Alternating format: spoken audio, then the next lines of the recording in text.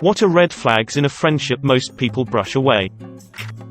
When you hang out with them it feels like you're defusing a bomb when there's nothing going on right then.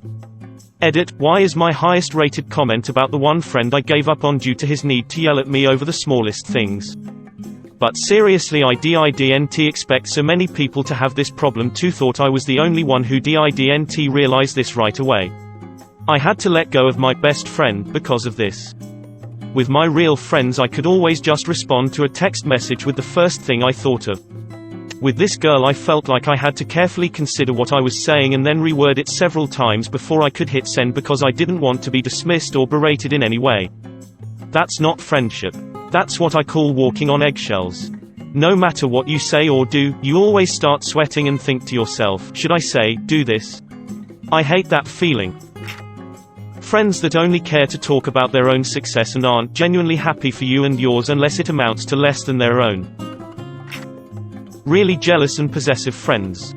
I'm a jealous person by nature, and even though my jealousy flares up when I see my friends hanging out with other people, I would never let them know. Why? Because I don't want them to feel bad about doing the things they love, e.g. having a social life outside my little world. If a person tries to box you up because they want you all to themselves, it's not a proof of love or companionship. True love, in any kind of relationship like friends, family, lovers, is shown by respect and allowing the other person to have free will. I'm currently struggling with this. I thought my best friend and I were really tight. Yet I found out she was pregnant on Facebook, found out she was engaged on Facebook. Weird, but okay. I guess she likes spilling the beans on social media. Lately, this new girl, who I didn't get a good first impression of, is now hanging out with our immediate circle and she asked me, did you know she had a pregnancy scare? Great. My best friend hasn't texted me for weeks and now I find out you two are really tight. That stings. And now I feel like shit. I don't mind her hanging out with new people, but the fact that I've been ignored hurts and just causes jealousy. I don't know. I feel like crap lately. Lol.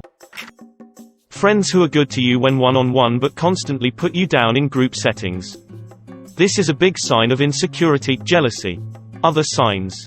Inappropriate attention-seeking behaviors, trying to twist the situation on you when confronted about things, not respecting your boundaries, is super friendly with new people but in a disingenuous, I wanna be like the most way, constant gaslighting, getting mad at you for not going by the exact same moral playbook as them. When in group settings they get really uncomfortable and try to change the subject or put you down extra if attention is on you, acting they like can take constructive feedback but actually taking it out on you in small ways throughout the rest of the day.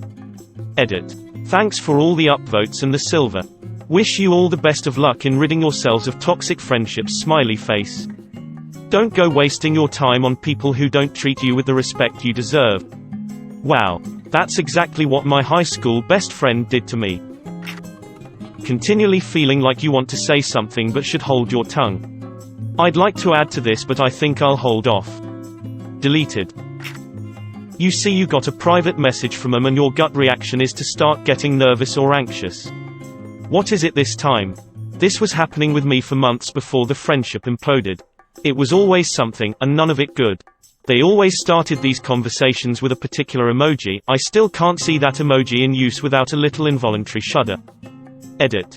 I'm not going to say what it is because Reddit is the kind of place where I'd be chased down with it forever. Just pretend it's eggplant and we'll all be happier. Friends who gossip excessively. If they're talking about other people, chances are they're talking about you. My roommates like to gossip by saying extremely nice things behind friends' backs. And people that send you screenshots of private messages with other people. Guess what? Your private messages are being sent around too. Being dismissive of all your interests and achievements. Meanwhile everything they do, no matter how mundane, is amazing. And then you bring this issue up and they give BS reasons like, it's hard for me to care about something I don't know about, or even further, you're being sensitive, erratic, emotional, and you just sit there thinking, I'm sure glad I still attentively listened to all those times you bored me with your financial spreadsheets you made to decide what car you would buy. Ugh, I had a friend like this. She literally blocked me on social media when I was doing well at my job because she couldn't be happy for me, but then she sends me messages on a weekly basis about how great her very ordinary office job is. Edit. There's nothing wrong with office jobs, she just acts like she's the first person to ever have one and expects people to be excited for her all the time. Always asking for favors but never there when you need them to return one. I remember one time I needed a lift halfway across the UK and none of my friends would take me. One of my online friends who lived not too far away, who I help out a lot, just said, "Say no more, I'll be there in 15 minutes, get your shit." Safe to say he is one of my closest and best friends. Yeah, a friendship is a two-way street, and ones that only go one way are not healthy.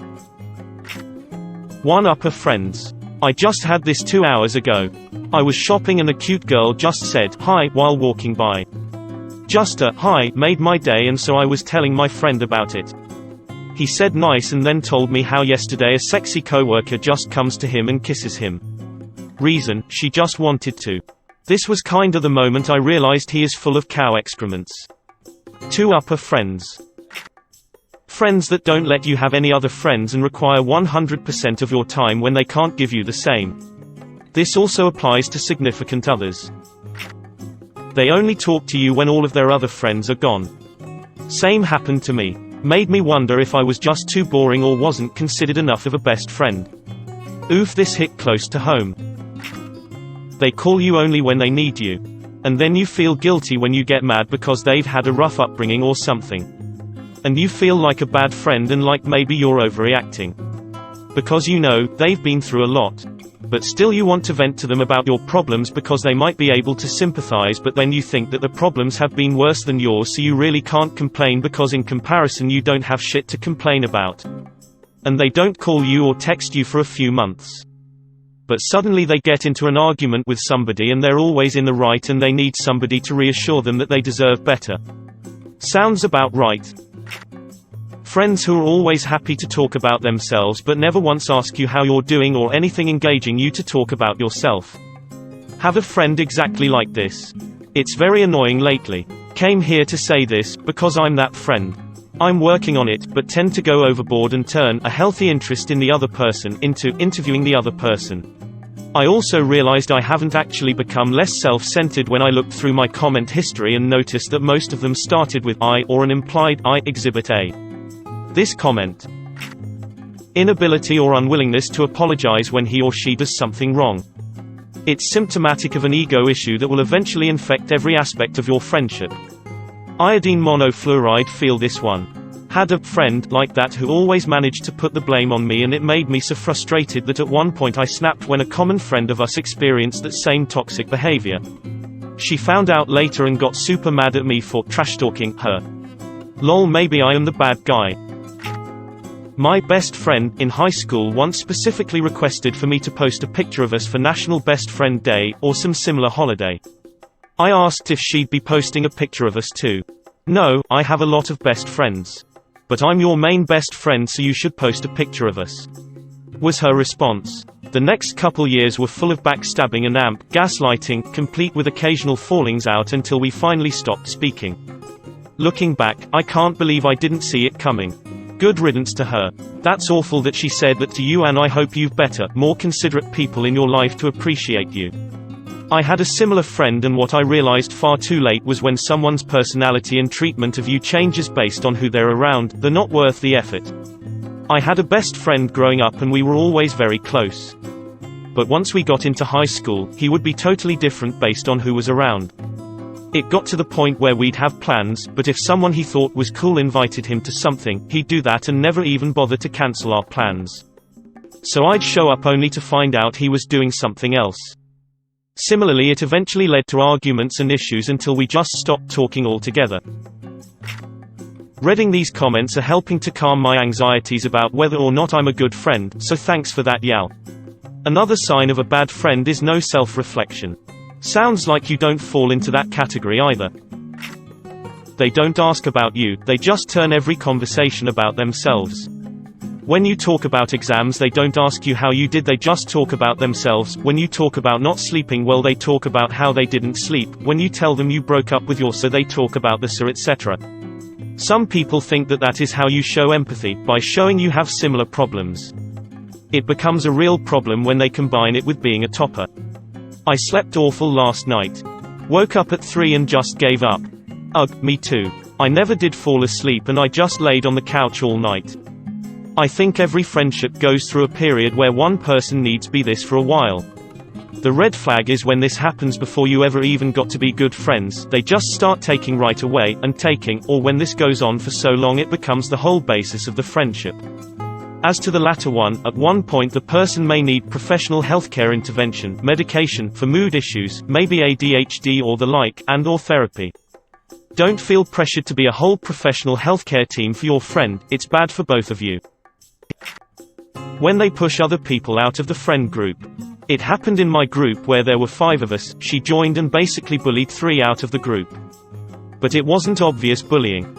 A lot of things changed, next thing I know I'm being treated like shit to the point I hate myself.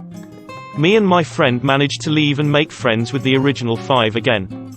The one that clicked everyone out is very social and no one RLY likes her BC. She's not nice but she's now found herself with no friends. Yes. I knew a guy like this in high school. He kept trying to get other people to leave out group, and he'd always try to manipulate the rest of us into hating him. He tried it with every single person in our group, and I'd assume that includes myself. He actually did manage to get one person to leave, but everyone else wouldn't listen to his shit when he tried to turn it onto them. I knew the guy since 6th grade, and I wanted him to leave for years at that point, but I never knew how to bring it up without sounding as toxic as he did. Anyway, it's not like he had any other place to go, either. He had no other friends besides us. The guy was also super smart, and he was in this accelerated program so he could graduate high school a year early. There was one other person in our friend group who I was getting the impression didn't like him either, so I admitted to her that I hated him, and she agreed with me, to my relief. After he graduated, the rest of the group and I all admitted that we couldn't stand him either. We all shared stories about the awful things he did, and we were all closer than ever in our senior year after that. The toxic guy also tried getting in touch with all of us at one point or another after he graduated. None of us ever answered him. Funny enough though, the guy put one of my friends in a group chat together with people in his college at one point, and they clearly hated him just as much as we did. It was nice knowing that Jackass got what he deserved in the end. You get what you fucking deserve. Reading through this is making my heart sink with realization. Are you the friend or the friend? If you think about them when you read this post. About one friend in the bad way. I just learned that my other best friend is fucking awesome. Smiley face. Good vibes only, friends. That mentality is fine to have with yourself. But you can't force that on others. My best friend adopted this attitude, and from then on, whenever I would come to her for support or advice on an issue I was having, she'd cut me off and say, Good vibes only, remember. Because I was bringing her down. I put up with it for a long time because I thought she was right, that I was burdening her. But then I finally realized that that's not how real friends act. They're supposed to support and help each other. Edit. Thank you for the silver. And many people are bringing up how some people set up boundaries because they are going through something themselves and can't help someone else at the moment, or that the person will only come to them for negative things. I completely agree. Neither extreme is a healthy friendship. Referred to online as toxic positivity. I find that there are some people you call when there's a party, and some you call when there's a problem. It's about expectations, knowing what kind of friend this is and either accepting it or not. Now, cutting you off to make it clear they aren't interested in your problems, that's another level, that's a jerk.